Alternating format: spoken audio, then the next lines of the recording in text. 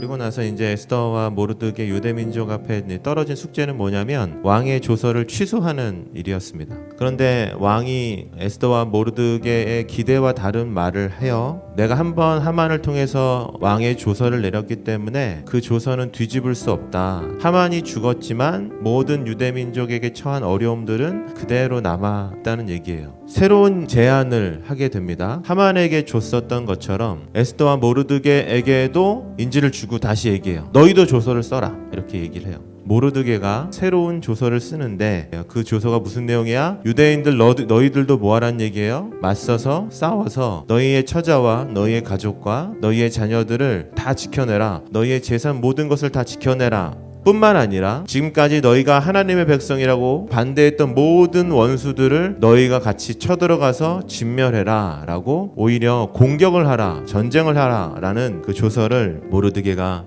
내리게 돼요. 모르드게 조서가 내려지고 나서 성에 있는 또 모든 지역의 사람들이 성경은 뭐라고 기록하냐면 유대인들을 두려워했대요. 왜 그랬을까? 왜 유대인들을 두려워했을까요? 유대인 모르드게라는 그 사람이 가지고 있는 권력 때문에 사람들이 두려워했다라는 것을 우리가 알게 돼요. 불과 얼마 전까지 에스더와 아하수에로 왕에게 발목 잡고 매달렸었던 그 모르드게였는데 에스더를 마무리하는 이 시점에 보면 보이지 않는 하나님께서 모르드게의 삶을 이끄셔서 왕의 사물을 보는 모든 사람들이 두려워하는 사람이 되었다. 그래서 모르드게 때문에 유다인을 돕는 사람들이 나타나게 되었고 모르드게 때문에 유다인들에게 친절한 사람들이 나타나게 되었다라고 성경은 기록하고 있어요.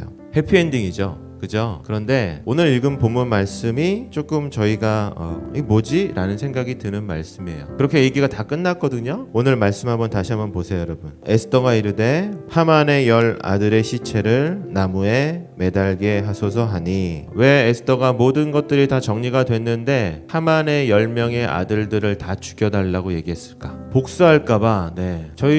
우리 생각도 저 친구하고 그렇게 별반 다르지 않아요. 그죠? 그런데 성경은 에스더가 이런 그 요청을 한 것에 대해서 먼저 앞장에서 먼저 이미 알려줬어요. 하만과 모르드게가 왜 충돌했다고 우리 말씀 나눴습니까? 하만이 누구의 자손이었다고? 아각 자손이었다고. 아각은 누구의 원수의 집안이었습니까? 모르드게 사울왕의 원수의 집안이었어요. 왜 원수가 됐어요? 하나님께서 사울왕을 통해서 아각 집안 모두를 멸절시켜라 라고 명령하셨는데 사울이 그 명령에 순종하지 않았어요. 그래서 한 사람의 불순종은 한 사람의 불순종으로 끝나지 않는다라는 말씀도 에스더서를 통해서 나눴습니다. 그럼 우리가 이해가 돼. 에스더가 지금 10명의 하만의 10명의 아들들을 다 죽여달라고 얘기했었던 이유가 뭘까? 잔인하게 인간적으로 에스더가 너무한 것 같아요. 용서해주고 사랑해줘야지 라는 관점으로 이 성경을 볼 것이 아니라 영적인 눈으로 우리가 하나님이 주신 말씀을 이렇게 찬찬히 살펴보면 이런 의미예요. 우리가 사울왕이 순종하지 않았었던 하나님의 말씀에 지금이라도 순종해야 하기에 하만의 10 아들을 다 죽여야겠습니다 라는 고백을 요청을 아하수에로 왕에게 했다라는 것을 우리가 성경을 통해서 알게 됩니다.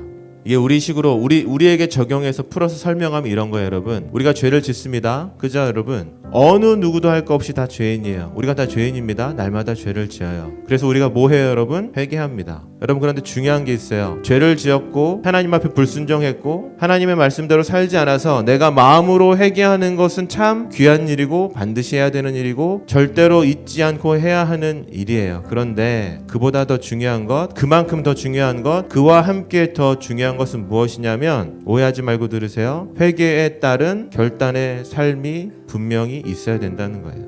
그 회개에 맞는 삶의 결단이 있어야 된다는 거예요. 그게 없으면 여러분이 여러분 삶 가운데 그 죄를 이렇게 남겨두잖아요. 회개로 지나치고 그냥 회개 아닌 회개, 말로만 그치고 여전히 그 죄의 유혹들을 그대로 남겨두잖아요. 그 죄는 언젠가는 커져서 여러분의 삶과 저의 삶을 집어삼키는 그런 강력한 죄가 되어서 돌아온다라는 것을 우리가 에스더 말씀을 통해서 알게 돼요. 오늘 이 말씀을 통해서도 배울 수 있는 하나님의 지혜가 있어요.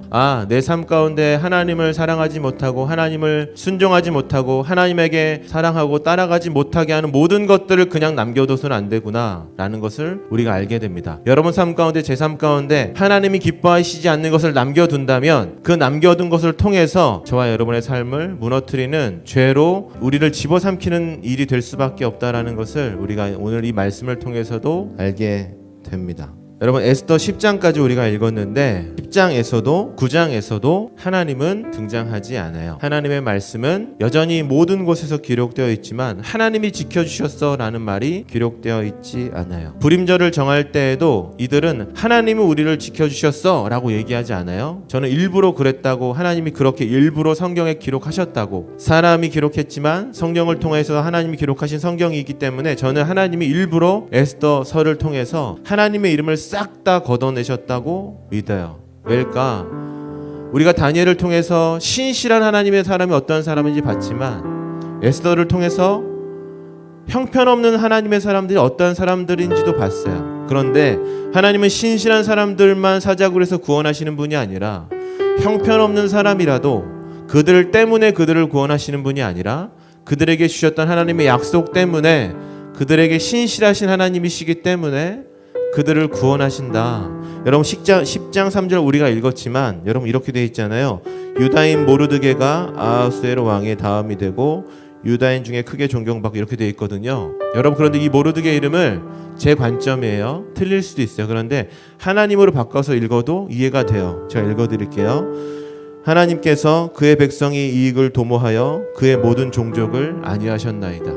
여러분 모르드게라는 상징적인 이름을 썼지만 이 에스더서에는 전체적으로 하나님의 이름이 단 한 번도 등장하지 않지만 하나님께서는 에스더 곳곳에 나타나시면서, 아니 에스더 전체 이야기를 다 이끌어 가시면서 우리에게 뭐라고 말씀하세요? 불순종했지만, 그로 인해서 어려움을 당하고 있지만, 그로 인해서 너희가 슬픔을 당하고 아픔을 당하고 고통을 당하고 이 고통이 언제 끝날지 모르지만 저와 여러분의 삶이 50규빗 단두대 앞에 있는 것처럼, 처형을 앞에 둔 사람들처럼 바뀌지 않는 현실 속에서 살아간다 하더라도 하나님은 우리의 삶을 이끄시고 보호하시고 인도하신다.